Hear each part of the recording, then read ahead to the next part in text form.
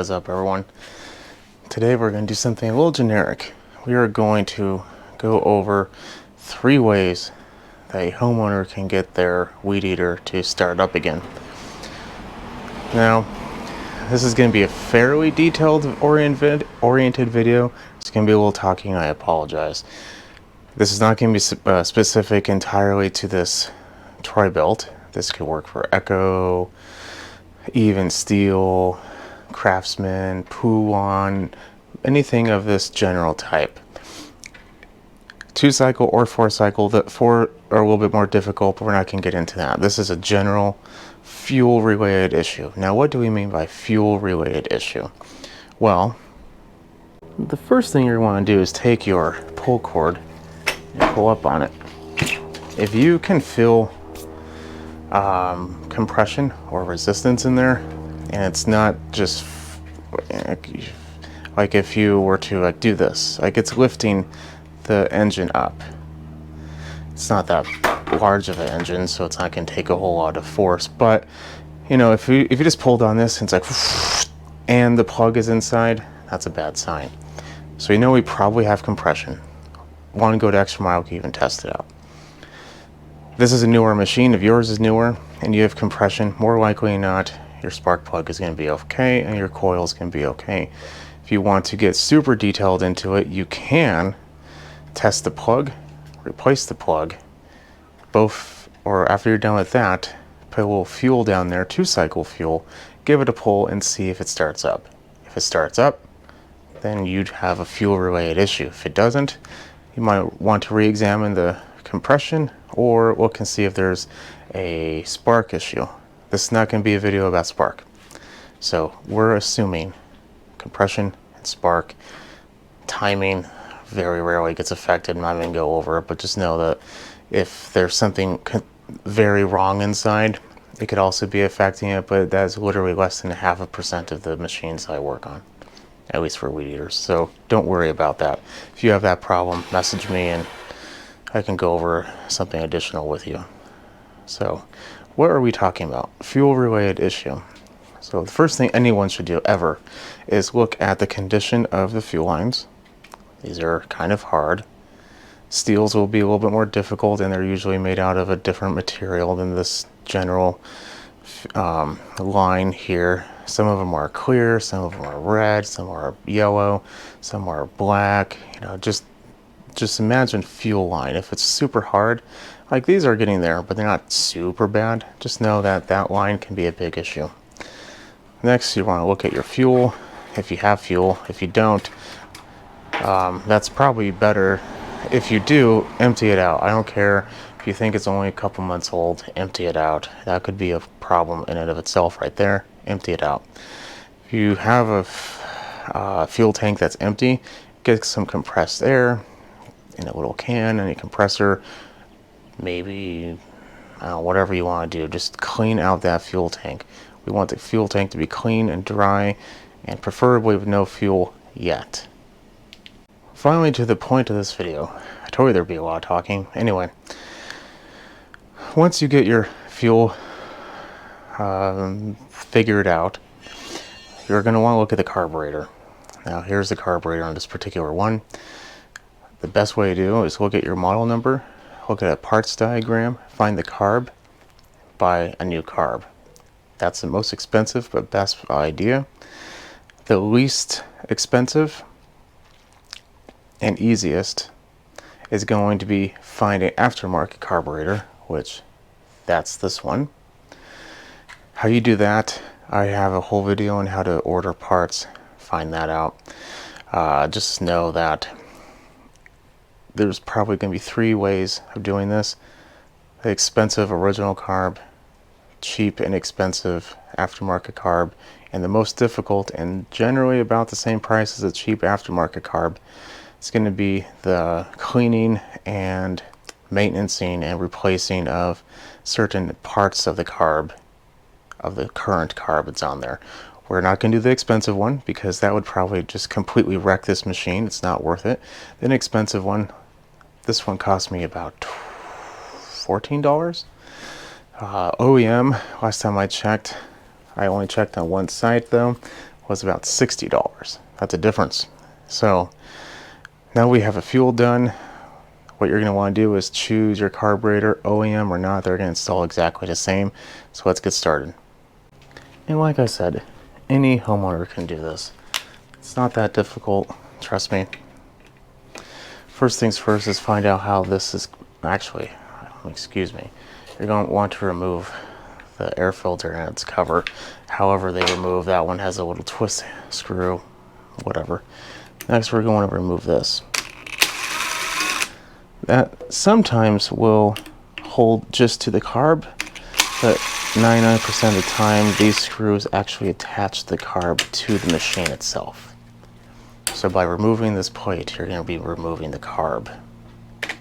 Sometimes there's a hose on here.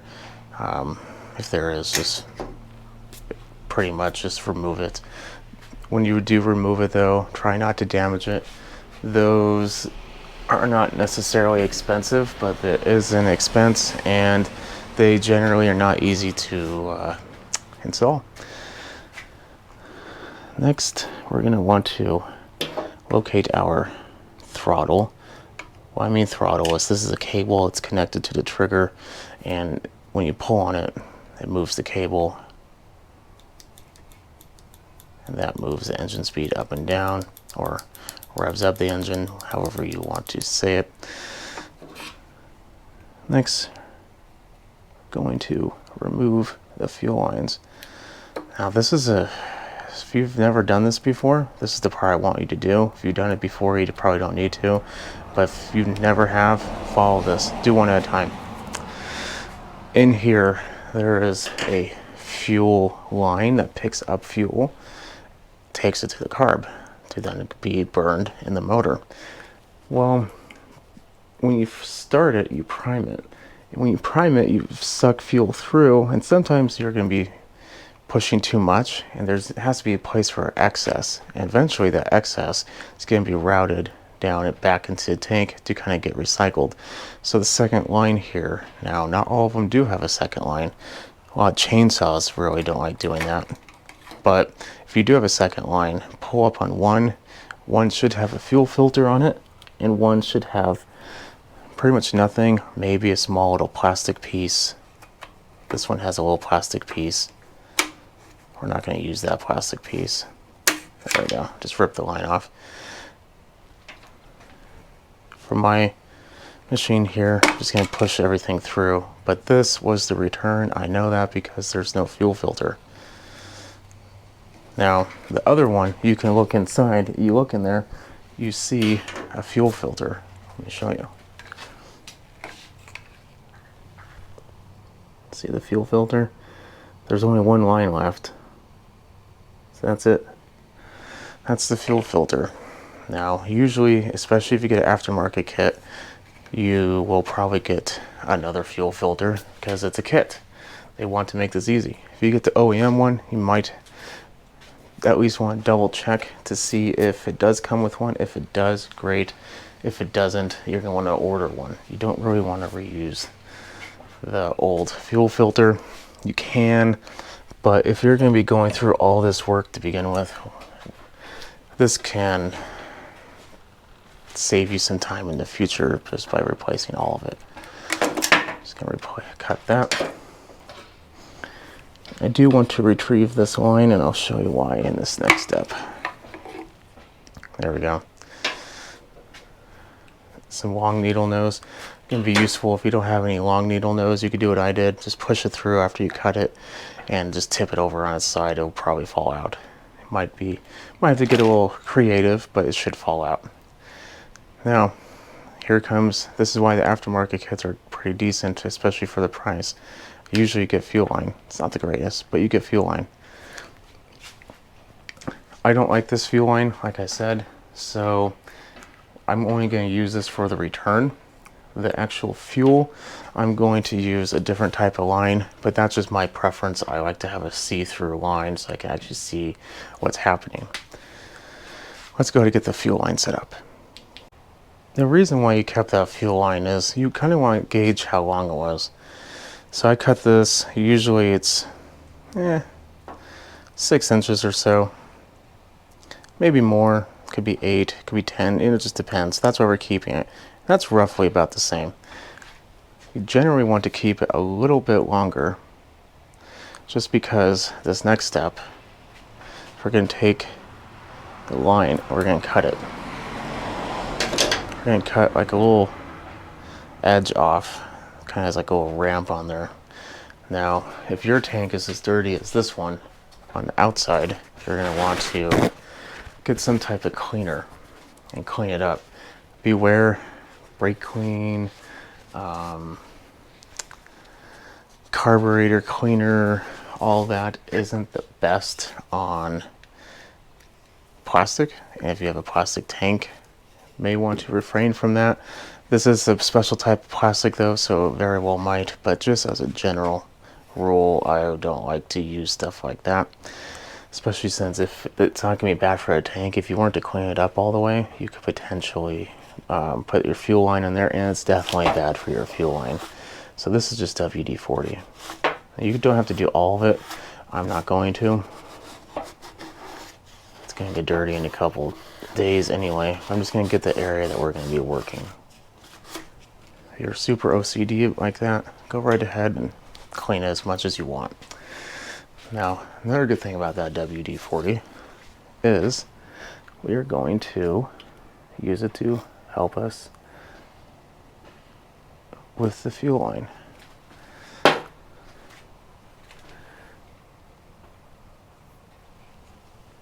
This one might be too large, I don't know. No, I think it should be fine.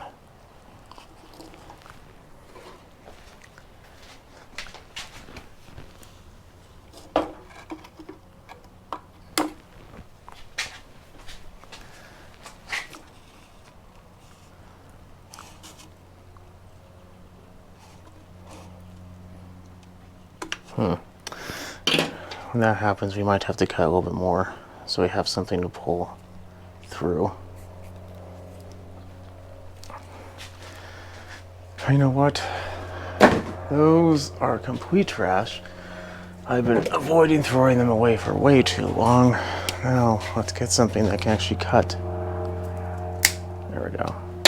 Your one and only job. You couldn't do it.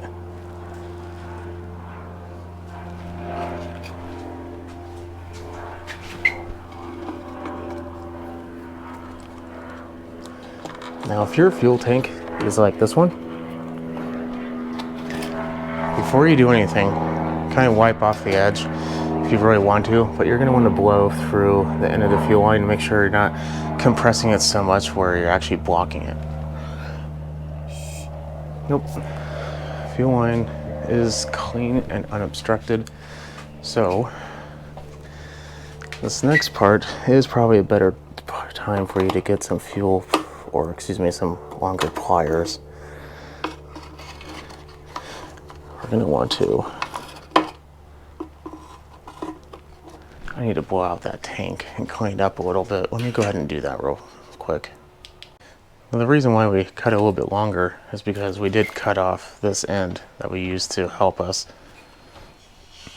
These fuel filters are really easy to install. You just press them on.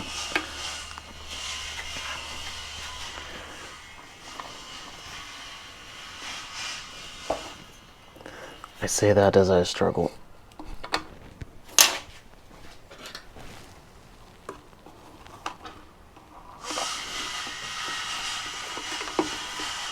Let's see if that's enough. Maybe the pair of pliers will help me.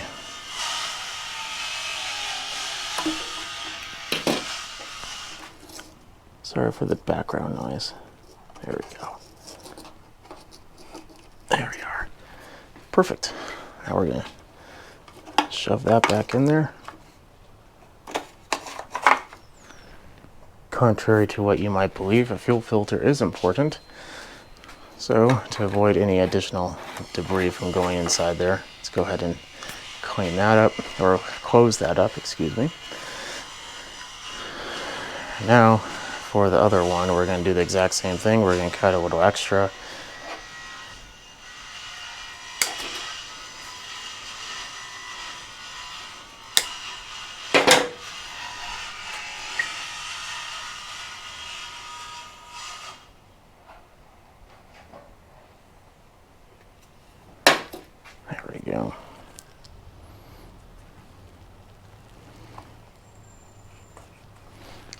Yeah, it's still the same problem.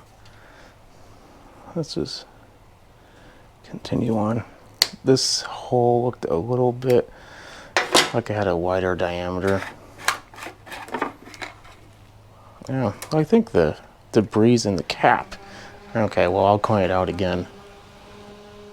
That would make sense. Maybe I brushed a little debris in there when I was cleaning it up. It's good to notice those things. That way you can get that cleaned up now when there's no fuel in there and before it goes into your fuel filter and causes problems. Assuming you put a fuel filter, of course. If you don't, it can go into the little screen inside the carb and cause even more problems. Okay, now this is where your, let me get it cleaned up. One thing to note, this is a common type. Something else is also common, especially with Echos, is there could just be a hole here and then you need something called a grommet. That's just this base piece.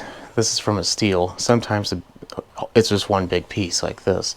If that's the case, you just take out the one big piece, you put the big piece in, and that's it. You're done. You just put a fuel filter on it and connect it to the carb.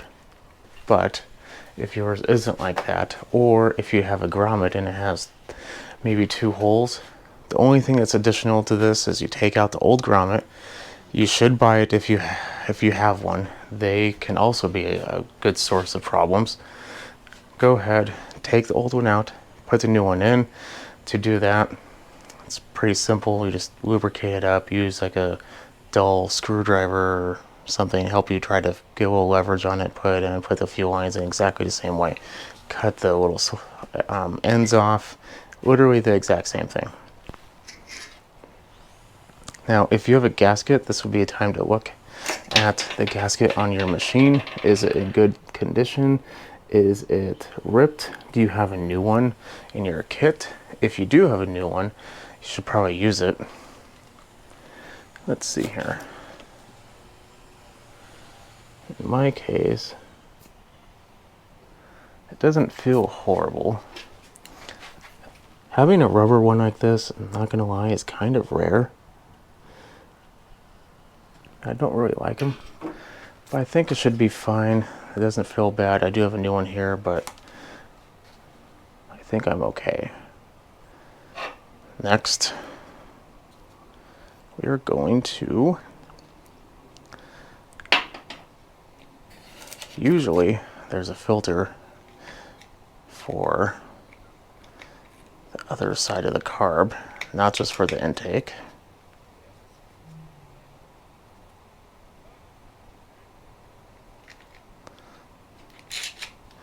We put our base with our screws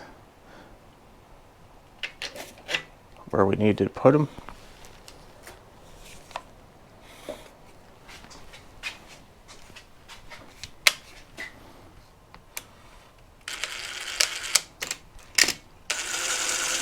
You shouldn't use power tools like this to install it. I've done this a lot, so I know what is and what is not appropriate for if you're doing this for the first time. Don't do that. Blow that out real quick to make sure we're nice and clean. We want to make sure our throttle is connected. Your throttle is going to be a little bit different, most likely, but just in case, they're all more or less the same. Usually if you push down for full throttle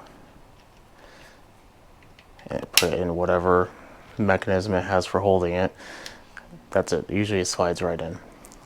Some are a little bit more difficult. Others, some have a little linkage, which is a fancy word for a bent piece of metal. You know, whatever, however you took it off. Okay, so the fuel line connection, that is important. So let us take a look at something. So primers pull fuel through the carb. It doesn't push fuel to a carb, it pulls fuel. What does that mean? Every time you, if you have one of course, every time you press this, you're not sucking fuel into the bulb and pushing it into the carb and then out because there's too much. No, you are causing it to pull fuel from the inside of the carb, filling the inside of the carb, and once it's full, it starts to fill the bulb. So the line in general, of course, that's closest to the fuel primer bulb is going to be your return, and the other one is going to be your fuel line. So I'm going to connect those real quick. Now obviously that was for if you don't remember how your fuel lines came off, but you should try to take note of that at least. But just in case, that's how you find out. Another way to find out is when you prime it, if the dry carb, there's fuel in there by the way. Dry carb is going to take a little extra primes. So let's figure this out. This is why I like the clear fuel line. I can see it pretty much instantly. I don't know if you saw all of that, but it's pretty quick. Whoa there. Come on. Come on, weed eater. There we go.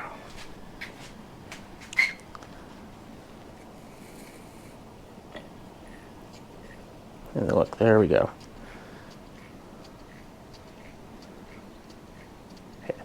Primer bulb didn't fill first, nothing like that. We should be good. So, a couple things. Let's get this started and we'll go over them first.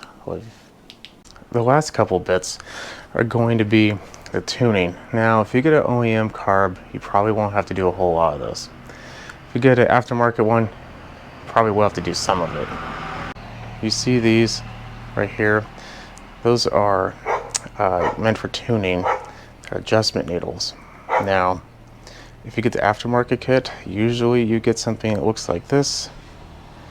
It says Pac-Man or Splined or Hex or whatever. Basically, what that is a way for you to adjust your carb. Now, what do I mean adjust? Sometimes your carb is an L and an H on it next to these, but anything that's closest to the intake is going to be your low speed. Next is going to be your high. If you don't know how to adjust it, just know that I do a video on that as well. Go ahead and watch that one. But usually, if your kit came with one, you're probably going to need to use it. And even if yours didn't, if it's an OEM, generally they're pretty good. But, you know, they don't know if you're in the Mojave Desert or in the high altitudes of Colorado. It's going to be a little different. And it's going to be different in your climate. Maybe you live in Maine. Maybe you live in Arizona. You know, all that's going to be needing to take consideration when doing this. So you might have to adjust a little bit.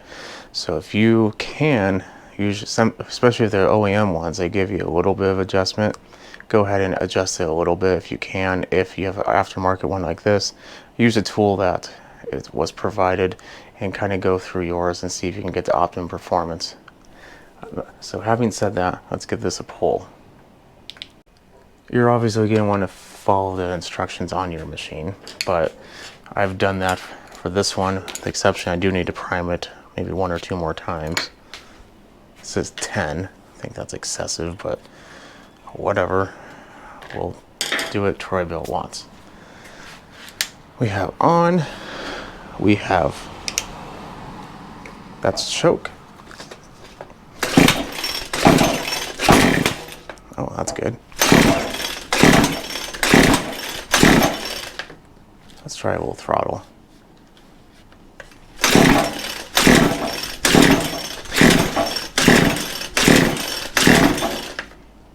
Try a half choke.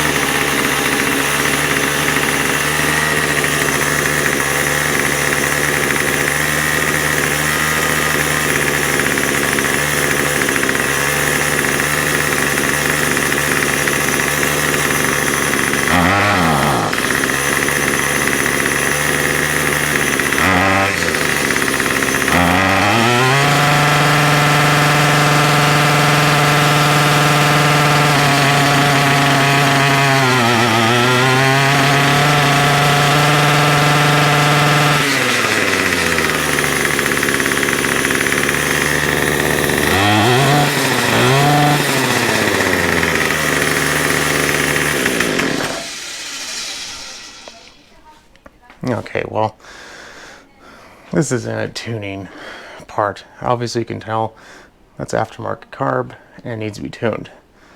I also need to get some line in that head. But it runs. This is something, like I said, every homeowner can do. This whole thing cost me, like I said, about $12 or $14. I didn't have to do any cleaning, didn't need any special tools. If I did, it came with it. And that's it. The only thing that you might want to look at after is if the exhaust is plugged up. Yet again, don't need any special tools, just a screwdriver. And if your air filter is dirty, this one was pretty good, wasn't going to worry about it, you might want to replace the air filter. And that's it. Same thing, we already went over spark plug, but if we have the spark plug taken care of, we have the fuel issue taken care of, we have the air filter, and the motor's healthy with a clean exhaust, it will run. It just takes a little tuning and you're set. Okay. I don't know if I mentioned it, but this is not ethanol. I will be doing a video here shortly. If you're watching it new, it'll be coming out in a few weeks. If you're watching it a few weeks after it's been released, go ahead and check it out. But I harp on having non-ethanol fuel quite regularly, but I know a lot of people can't have it, so I'm going to kind of show you a next best alternative for that. And no, it's not going to be an additive.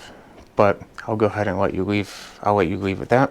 Have a nice day. Don't forget to subscribe. Follow me on Small Instagram 101, or excuse me, Small Engine 101 on Instagram. And I will see you later. Have a good night. Actually, no, that's not the end. I've had a couple very prudent people explain to me that aftermarket carbs are crap. I'm not going to argue. They are lower quality. But with tuning, especially these, they'd still run pretty good. Let me show you. I spent about 2 minutes longer after I turned you off, and this is the result. Granted, it is warm.